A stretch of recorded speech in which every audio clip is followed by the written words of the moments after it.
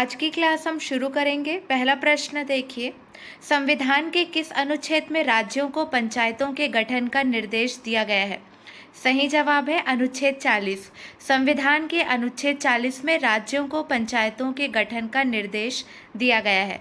अगला प्रश्न, 1993 में संविधान में 73वां संविधान संशोधन विधेयक पंचायत राज के लिए तथा कौन सा संविधान संशोधन विधेयक नगर निकायों को संवैधानिक दर्जा प्रदान करने के लिए किया गया? सही जवाब है 74वां।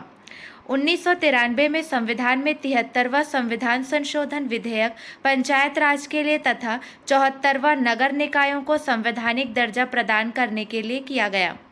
अगला प्रश्न देखिए, प्रथम राज्य कौन है जहां सर्वप्रथम संपूर्ण राज्य में पंचायती राज की स्थापना की गई?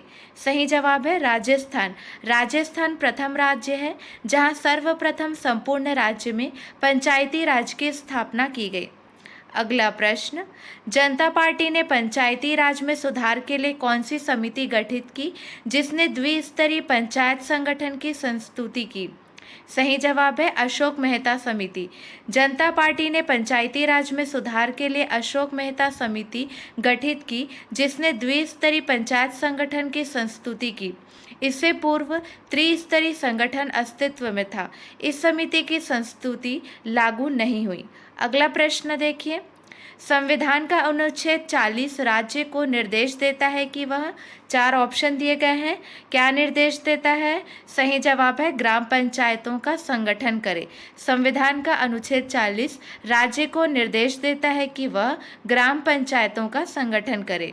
अगला प्रश्न, 73वां संविधान संशोधन संबंधित है, किससे संबंधित है? पंचायती राज से संबंधित है। ऑप्शन 4 सही है। अगला प्रश्न, पंचायतों के चुनाव हेतु निर्णय लेने का अधिकार किसे प्राप्त है? सही जवाब है चुनाव आयोग को प्राप्त है। पंचायतों के चुनाव हेतु निर्णय लेने का अधिकार चुनाव आयोग को प्राप्त है। अगला प्रश्न, बलवंत राय मेहता समिति का गठन किया गया था। सही जवाब होगा पंचायती राज व्यवस्था से। ऑप्शन 1 सही है। अगला प्रश्न देखिए, भारत में 2 अक्टूबर 1959 को पंचायती राज व्यवस्था का शुभारंभ किया गया। यह कहाँ से शुरू हुआ? इसका जवाब आपको पता होना चाहिए।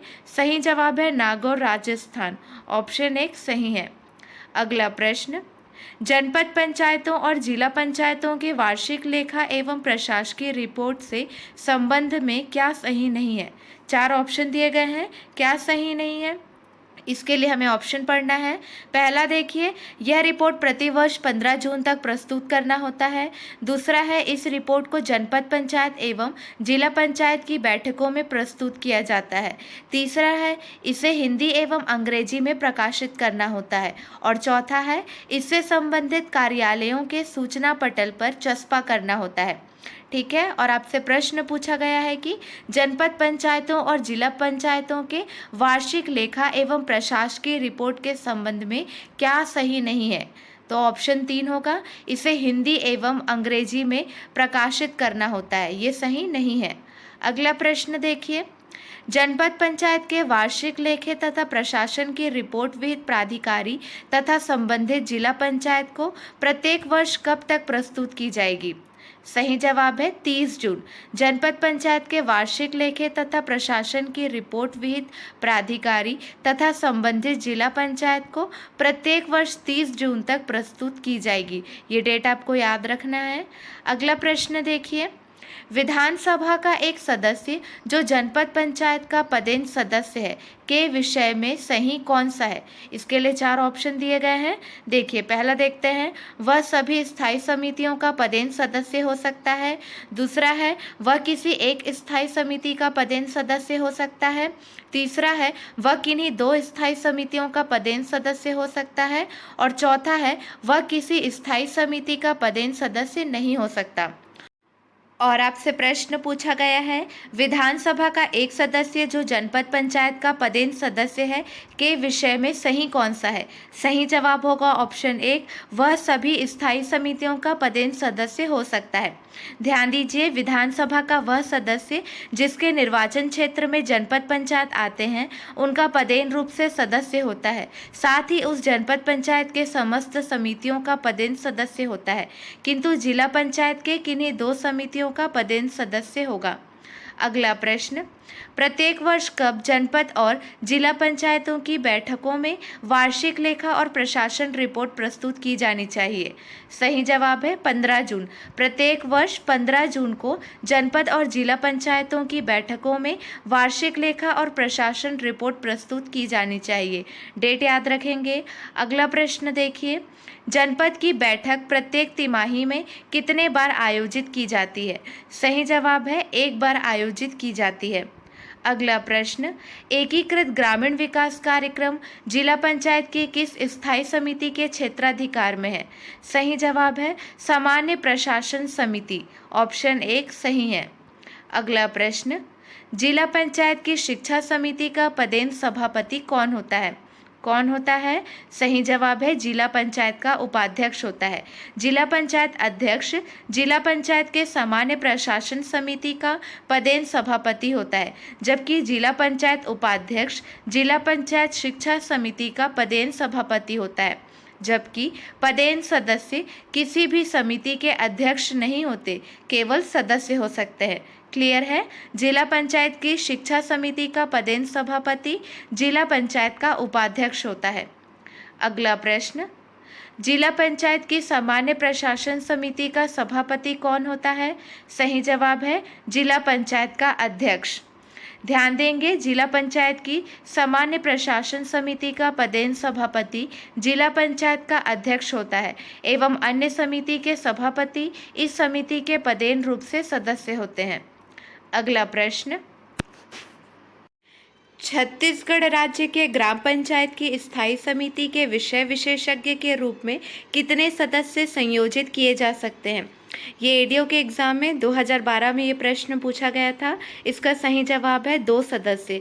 छत्तीसगढ़ राज्य के ग्राम पंचायत की स्थायी समिति के विषय विशेषज्ञ के रूप में 2 सदस्य संयोजित किए जा सकते हैं। अगला प्रश्न है, इस राज्य के ग्राम पंचायत में स्थायी समितियों की संख्या कितनी है। इसका सही जवाब है 5। इस राज्य के ग्राम पंचायत में स्थायी समितियों की संख्या 5 है। अगला प्रश्न, पंचायत समिति के सदस्य निर्वाचित होते हैं, किनके द्वारा निर्वाचित होते हैं। ऑप्शन 2 सही है, ग्राम पंचायत के सदस्यों द्वारा अप्रत्यक्ष निर्वाचित होते हैं। अगला प्रश्न, जनपद पंचायत की सामान्य प्रशासन समिति का निर्माण कैसे होता है। सही जवाब है स्थायी समितियों के सभापति इस समिति के सदस्य होते हैं। अगला प्रश्न, जिला पंचायत की शिक्षा समिति के विषय में सही क्या है। 6 ऑप्शन दिए गए हैं, देखिए इसको पढ़ते हैं। पहला है जिला पंचायत का अध्यक्ष इसका सभापति होता है। दूसरा है जिला पंचायत का उपाध्यक्ष इसका सभापति होता है। तीसरा, समिति के सदस्य सभापति का चुनाव करते हैं। चौथा, समिति में एक महिला सदस्य का होना आवश्यक है। पांचवा, समिति में एक अनुसूचित जाति या अनुसूचित जनजाति के सदस्य का होना आवश्यक है। और छठवां है, समिति में अन्य पिछड़ा वर्ग का एक सदस्य होना आवश्यक है। और आपसे प्रश्न पूछा गया है, जिला पंचायत की शिक्षा समिति के विषय में सही क्या है। ऑप्शन डी सही है, मतलब 2, 4 और 5 ये सही होगा। देखिए दूसरे में बोल रहा है जिला पंचायत का उपाध्यक्ष इसका सभापति होता है, सही है। चौथा है समिति में एक महिला सदस्य का होना आवश्यक है, सही है। पांचवा है समिति में एक अनुसूचित जाति या अनुसूचित जनजाति के सदस्य का होना आवश्यक है। 2, 4 और 5 सही है। अगला प्रश्न, अच्छा इन बातों का भी ध्यान देंगे कि जिला पंचायत की शिक्षा समिति के विषय में सही क्या क्या है। पहला है जिला पंचायत का उपाध्यक्ष रूप से इस समिति का सभापति होता है। दूसरा है समिति में एक महिला सदस्य का होना आवश्यक है। तीसरा है समिति में एक अनुसूचित जाति या अनुसूचित जनजाति के सदस्य का होना आवश्यक है। और चौथा है सदस्यों की संख्या 5 से 10 तक होती है। अगला प्रश्न देखिए, शिक्षा समिति जनपद पंचायत के क्षेत्राधिकार में क्या सम्मिलित नहीं है? सही जवाब होगा संचार सम्मिलित नहीं है। संचार क्षेत्राधिकार जनपद पंचायत के संचार एवं सहकर्म समिति के अंतर्गत आती है, न कि शिक्षा समिति के अंतर्गत। क्लियर है? शिक्षा समिति जनपद पंचायत के क्षेत्राधिकार में संचार सम्मिलित नहीं है। अगला प्रश्न, वे सांसद जो जिला पंचायत के पदेन सदस्य हैं, स्वेच्छा से कितने समितियों के सदस्य होंगे? सही जवाब है 2।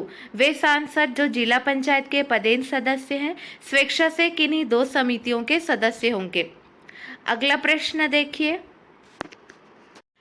पंचायती राज अधिनियम के अनुसार देश में किस राज्य में सर्वप्रथम चुनाव कराए गए?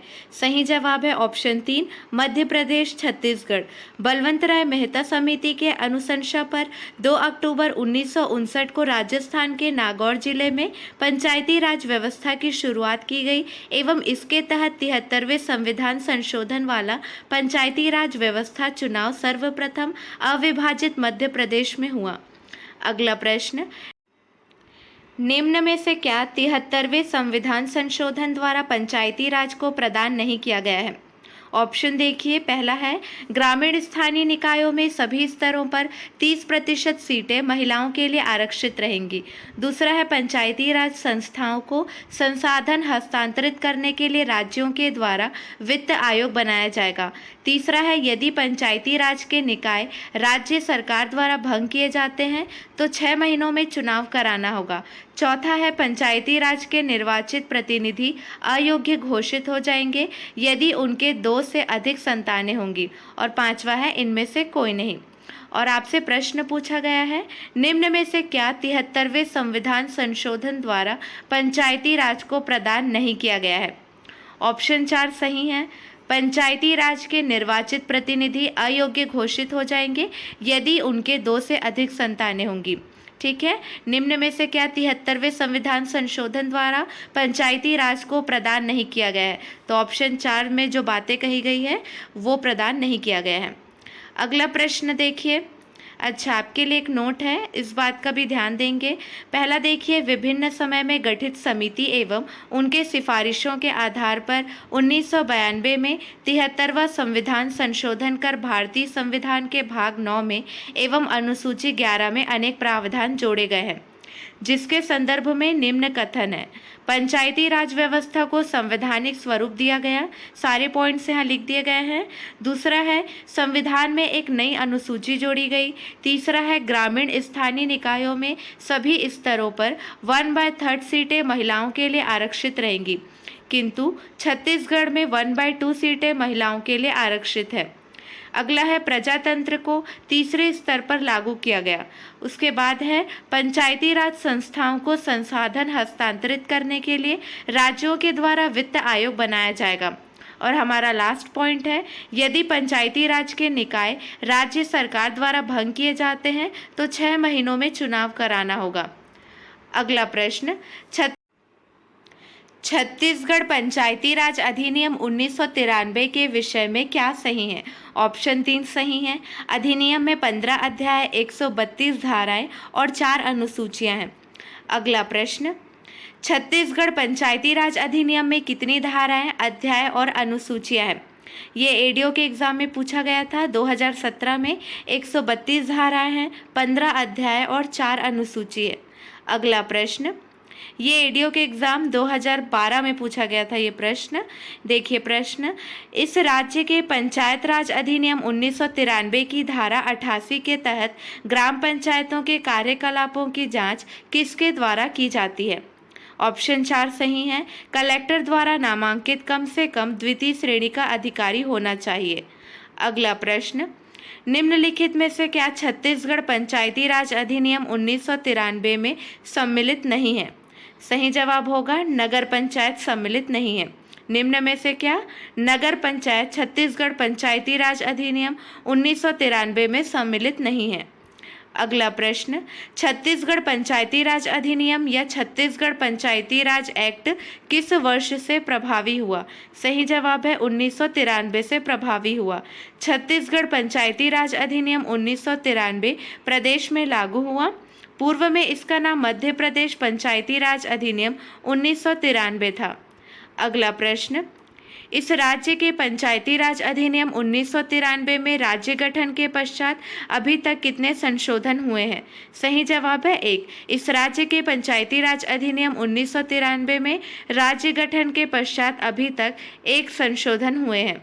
अगला प्रश्न, रायपुर में पंचायती राज से संबंधित गोलमेज सम्मेलन की तिथि क्या थी? सही जवाब है जून 2004। अगला प्रश्न देखिए, छत्तीसगढ़ में पंचायत व्यवस्था के संबंध में निम्नलिखित में से कौन सा कथन सत्य है? कौन सा कथन सत्य है? पंचायतों में महिलाओं के लिए आरक्षण का प्रावधान है। ऑप्शन 4 सही है। अगला प्रश्न, पंचायती राज अधिनियम 1994 के विषय में सही क्या है? इसका जवाब जानने के लिए इन ऑप्शंस को देखिए। पहला है, पंचायती राज अधिनियम 1994 मध्य प्रदेश विधानसभा द्वारा मूर्खता पारित किया गया था। दूसरा है, मध्य प्रदेश के राज्यपाल ने इसे स्वीकृति प्रदान की थी। तीसरा है, इसे छत्तीसगढ़ शासन में अंगीकृत कर दिनांक 1/11/2000 से प्रभावशील किया। चौथा है, यह 1/11/2000 को अधिसूचित किया गया। पांचवा है, इसे छत्तीसगढ़ विधानसभा ने पुनः पारित किया। और छठवा है, इस पर भारत के राष्ट्रपति ने स्वीकृति प्रदान की। और सातवां है, यह विधियों का अनुकूलन आदेश 2001 कहलाता है। आपसे प्रश्न पूछा गया है, पंचायती राज अधिनियम 1994 के विषय में सही क्या है? तीसरा ऑप्शन सही है। पहला है, पंचायती राज अधिनियम 1994 मध्य प्रदेश विधानसभा द्वारा मूर्खता पारित किया गया था। ऑप्शन बी देखिए, मतलब ऑप्शन 2, मध्य प्रदेश के राज्यपाल ने इसे स्वीकृति प्रदान की थी। सी में है, इसे छत्तीसगढ़ शासन में अंगीकृत कर दिनांक 1/11/2000 से प्रभावशील किया। और जी, मतलब हमारा 7वां पॉइंट देखिए, यह विधियों का अनुकूलन आदेश 2001 कहलाता है। ऑप्शन नंबर 3 सही है। क्लियर है? अगला प्रश्न देखिए, छत्तीसगढ़ पंचायती राज अधिनियम कब पारित किया गया था? सही जवाब है 1993 को पारित किया गया था। अगला प्रश्न, छत्तीसगढ़ पंचायती राज अधिनियम 1993 के अनुसार सरपंच पद हेतु न्यूनतम आयु कितनी निर्धारित की गई? सही जवाब है 21। छत्तीसगढ़ पंचायती राज अधिनियम 1993 के अनुसार सरपंच पद हेतु न्यूनतम आयु 21 निर्धारित की गई है। चलिए, आज के लिए बस इतना ही। अगले वीडियो में मिलेंगे नए प्रश्नों के साथ। Keep watching and keep learning.